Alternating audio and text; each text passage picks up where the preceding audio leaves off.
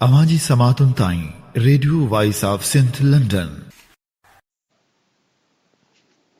सभिनी ॿुधंदड़ भेनरुनि ऐं भाउरनि खे रेडियो वॉइस ऑफ सिंध तां अब्दुल्ला उस्मान मोहराई जो सलाम।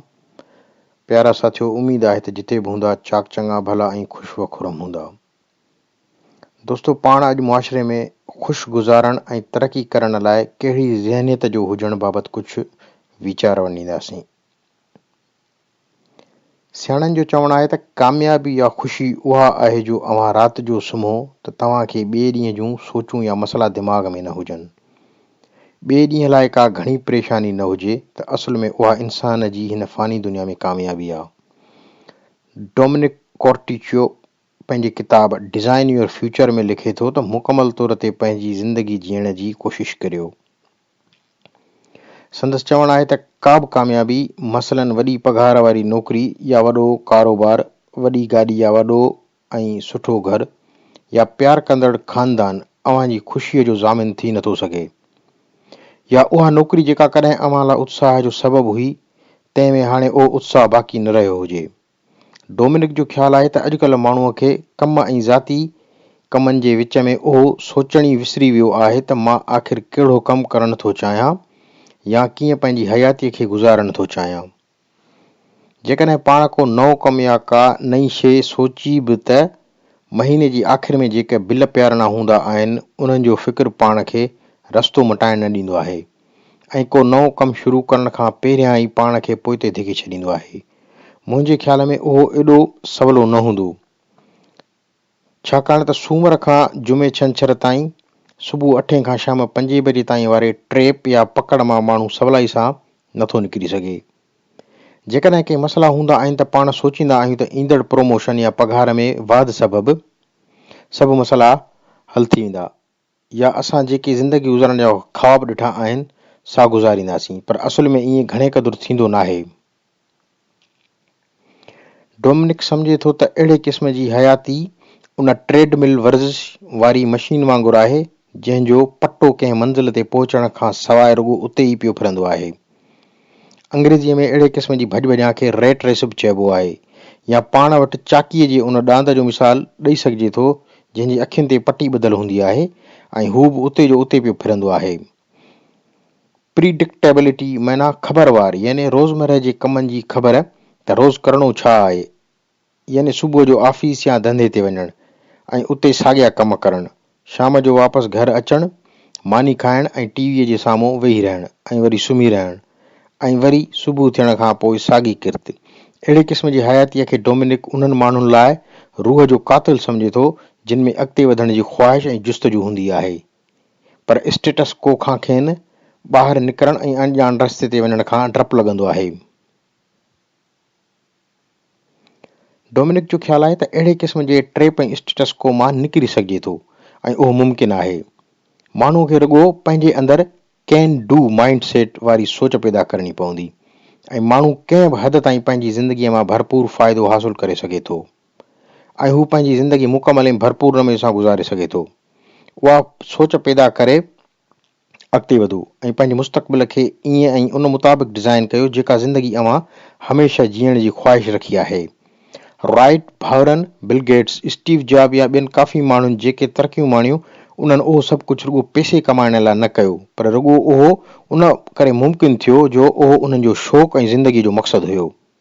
उहो कमु जेको अव्हां जो शौक़ु ऐं ज़िंदगी जो मक़सदु हुजे ऐं पैसा बि उन मां कमाइजनि त बाक़ी छा खपे।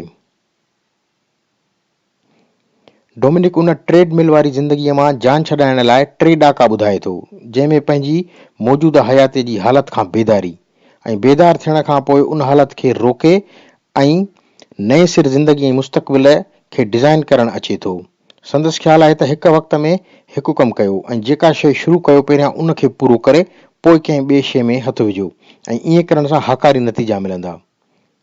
डोमिनिक वधीक सलाह ॾींदे लिखे थो त अव्हां पंहिंजी ॼमार में 3 साल शामिल कयो ऐं ॾिसो त अव्हां किथे हूंदा, पोइ वरी 5 साल ॿिया शामिल कयो ऐं पोइ वरी 10 साल ॿिया शामिल कयो ऐं पंहिंजे पाण खे परखियो त अव्हां किथे बीठा हूंदा, अव्हां केतिरी ख़ुशी हासिलु कई हूंदी ऐं केतिरो पैसो हासिलु कयो हूंदो। किथे ईअं त न थींदो त जॾहिं अव्हां 10 साल अॻिते पंहिंजी पाण खे परखींदा त छिरकु निकिरी वेंदो ऐं महसूसु थींदो त वक़्तु हथनि मां वारीअ वांगुरु निकिरी वियो। जेको कयो सो हक़ीक़त में अव्हां लाइ मायना रखंदो हुजे ऐं जंहिं मां अव्हां खे हक़ीक़ी ख़ुशी मिले। हिते स्टॉकहोम में मुंहिंजो हिकु वाक़ुफ़कार आहे, हौसला वॾा अथसि। हिकु ॾींहुं मुलाक़ात में चयईं त आउं 2-3 हफ़्तनि जे लाइ नाइजीरिया थो वञा। मूं पुछियोमांसि ॾे ख़बर घुमण थो वञी छा? चयईं न, कारोबार जे सिलसिले में थो वञा। वधीक चयईं त नाइजीरिया में खाधे पीते जी शयुनि जी वॾी घुर्ज आहे ऐं सीड़प बि घटि, सो मूं सोचियो आहे त कमु उतां खां शुरू कयां। संदसि ख़्यालु हो त उते वञी को ज़मीन जो टुकड़ो वठंदुसि जिते पालतू ढोरनि ऐं जानवरनि जो को फार्म शुरू कंदुसि ऐं थी सघे थो त के नयूं शयूं उते मुतारिफ़ करायां त जीअं उते उन शइ जी मंडी शुरू थी सघे। लतीफ़ साईं जो सुर सामूंडी बि अहिड़नि ई माण्हुनि लाइ चयल आहे जेके वतंदा हुआ या अञा ताईं वतन था समुंड झागींदा। चाचा नज़ीरुद्दीन सुमरो सकरन वारो हमेशह चवंदो आहे त अव्हां जॾहिं चंड ते पहुचण जो सोचींदो त पोइ अव्हां लाइ अमेरिका या यूरोप वञणु मसइलो न हूंदो। उहो आहे growth mind set. Richard Wiseman पंहिंजी किताब शूट फॉर दी मून में लिखे थो त जंहिं माण्हू जो ग्रोथ माइंड सेट हूंदो आहे उनखे उहा ख़बर ऐं पक हूंदी आहे त हालतूं कॾहिं बि साॻियूं या हिकु जहिड़ियूं नाहिनि रहंदियूं। उहे ऐं उन्हनि जहिड़ा ॿिया खोड़ ग्रोथ माइंड सेट वारा क़दम ब क़दम अॻिते निकिरंदा वेंदा आहिनि। रिचर्ड जो चवणु आहे त का बि शइ नामुमकिन नाहे ऐं अव्हां हर शइ भली उहा नामुमकिन हुजे हासिल करे सघो था। ऐं चंड ते वञण वारी अपोलो टीम जो मिसाल ॾींदे सम्झाए थो त शायदि उन्हनि लाइ बि उहो शुरू में मुमकिन न हुजे, हा, पर संदन मुसलसल कोशिश ऐं शौक़ उन नामुमकिन खे मुमकिन कयो। समझ वधीक ख़्यालु आहे त जेका शइ जेतिरा घणा दफ़ा कबी उन कम में माण्हू ओतिरो तेज़ ऐं माहिर थींदो वेंदो ऐं डपु निकिरंदो वेंदो ऐं उहा शइ इंसान खे ख़ुशी ॾींदी। कारोल ड्वेक पंहिंजे किताब माइंड सेट में लिखियो आहे त दुनिया में 2 क़िस्मनि जी ज़ीनत रखंदड़ इंसान रहनि था। हिकिड़ा फिक्स्ड माइंड सेट यानी महदूद या मुक़रर हद खां ॿाहिरि न निकिरनि ऐं न सोचण वारा यानी उहे माण्हू जेके उहा सोच रखनि त संदन बुनियादी सलाहियतूं ॾातूं सोचणु सम्झण या तरक़ी करणु कुदरती तौरु महदूद आहे, जंहिंमें वाध वीज मुमकिन न आहे। उहे माण्हू तनक़ीद खे ज़ाती तौरु वठंदा आहिनि या बर्दाश्त न आहिनि कंदा। फिक्स्ड माइंड सेट वारा माण्हू नयूं शयूं सिखण खां परे भॼंदा आहिनि। नाकामी उन्हनि जी आख़िरी हद हूंदी आहे। मतिलबु त उहे माण्हू हिकु खोल में बंदि हूंदा आहिनि। ॿियनि लफ़्ज़नि में पाण उन्हनि खे सिंधीअ में खूह जा ॾेॾर पिणु चई सघूं था। ॿिया इंसान आहिनि ग्रोथ माइंड सेट वारा यानी उहे माण्हू जेके उहा सोच रखनि त संदन बुनियादी सलाहियतूं ॾातूं सोचूं सम्झण या तरक़ी करणु कुदरती तौरु लामहदूद आहे, जंहिंमें वाध वीज महिनत ऐं कोशिश सां मुमकिन आहे। उहे माण्हू तनक़ीद खे ज़ाती तौरु न आहिनि वठंदा, पर तनक़ीद संदन लाइ अञा वधीक बहितर करणु ऐं उत्साह जो सबबु थियो पवे। ग्रोथ माइंड सेट वारा इंसान नयूं शयूं सिखण खां न आहिनि घबराईंदा, पर उन्हनि खे सिखण जी भरपूर कोशिश कंदा आहिनि। उहे इंसान नाकामीअ खे कामयाबी तरफ़ हिकु विख अॻिते महसूसु कंदा आहिनि। मतिलबु त उहे माण्हू हिकु खोल में बंदि न आहिनि हूंदा, मतिलबु त उहे खूह खां ॿाहिरि या आउट ऑफ बॉक्स ॾिसण जी भरपूर सलाहियत रखंदा आहिनि ऐं वधणु विझणु उन्हनि लाइ को मसइलो न आहे हूंदो। कोशिश ऐं महिनत करण सां को बि फिक्स माइंड सेट वारो इंसान ग्रोथ माइंड सेट वारनि इंसाननि में शामिल थी सघे थो। मार्कोविट्स क्लाउड पंहिंजे किताब दी global world of Indian merchants में 1947 खां 1750 ईस्वीअ खां 1947 ईस्वीअ ताईं सिंध जे हैदराबाद ऐं शिकारपुर जे उन्हनि सिंधी वापारियुनि जो ज़िक्र करे थो जेके बुखारा खां पनामा ताईं छायल हुआ।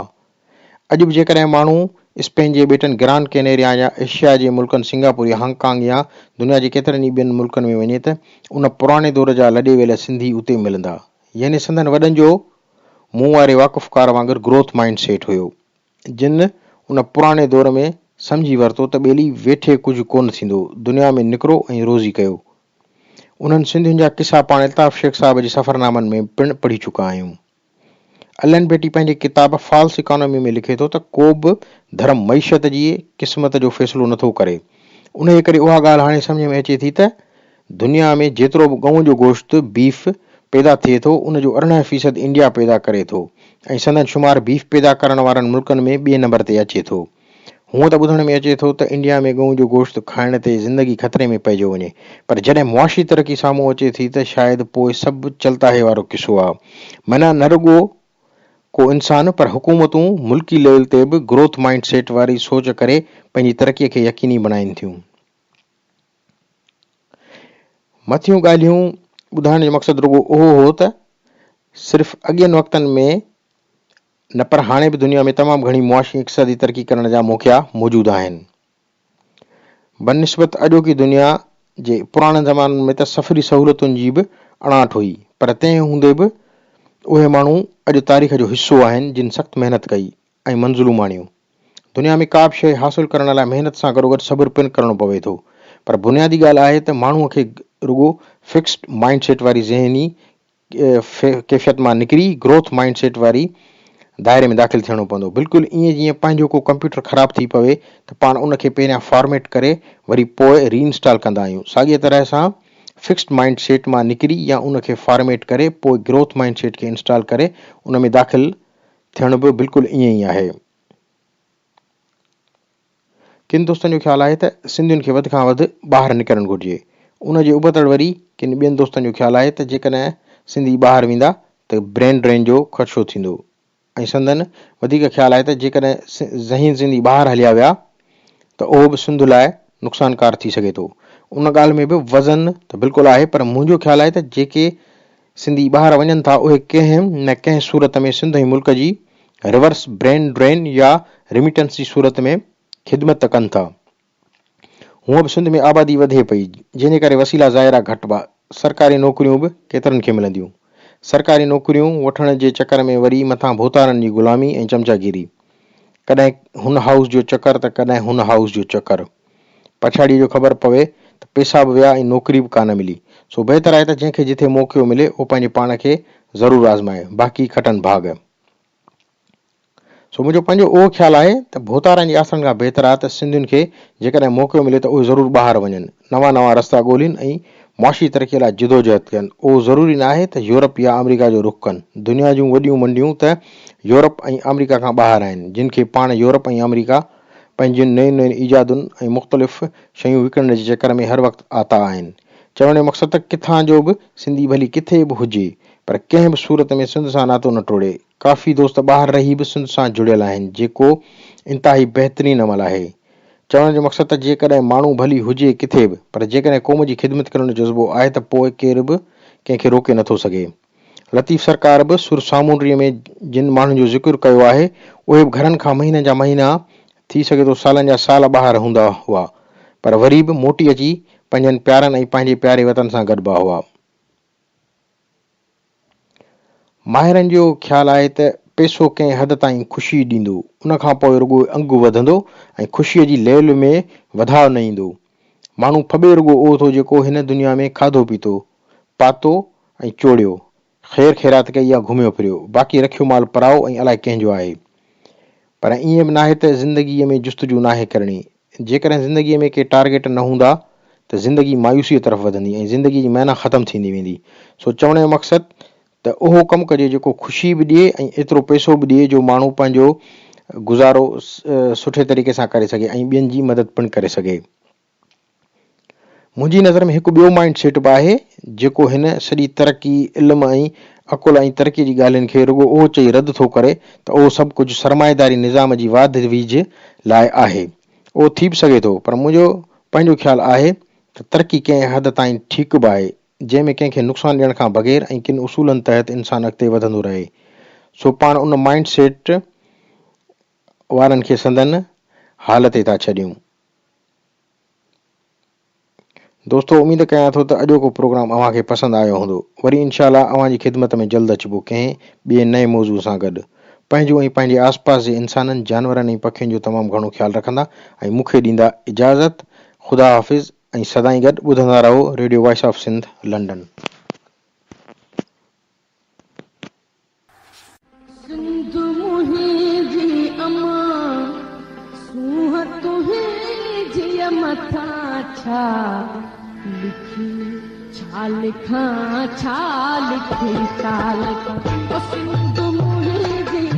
दुनिया जा सिंधियो हिक मुठ थी सिंध बचायो।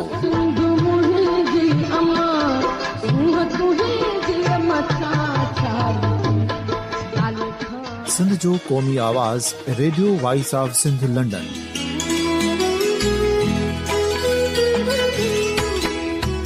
Radio Voice of Sindh London पंहिंजी नशरियात में सिंध जी सियासत, समाज, इक़्तिसादियात, तारीख़, क़ौमी उमंगुनि ऐं इख़्लाक़ियात मुतलिक़ सिंध जी हक़ीक़ी तर्जुमानी कंदे प्रोग्रामनि खे असराइतो बणाइण लाइ सिंध जे घण घुरनि ऐं धरतीअ सां प्यार कंदड़ अदीबनि, दानिशवरनि, सहाफ़ियुनि, उस्तादनि, वकीलनि ऐं हर तबिके जे मानवारनि सजणनि खे सिंध में शऊरी इनकलाब लाइ सहकार जो सॾु ॾियूं था। अचो त गॾिजी सूफ़ियुनि ऐं संतनि वारी सिंध जो ओज हिकु मुठ थी वरी वापसि आणण वारे सफ़र जा साथारी बणिजऊं।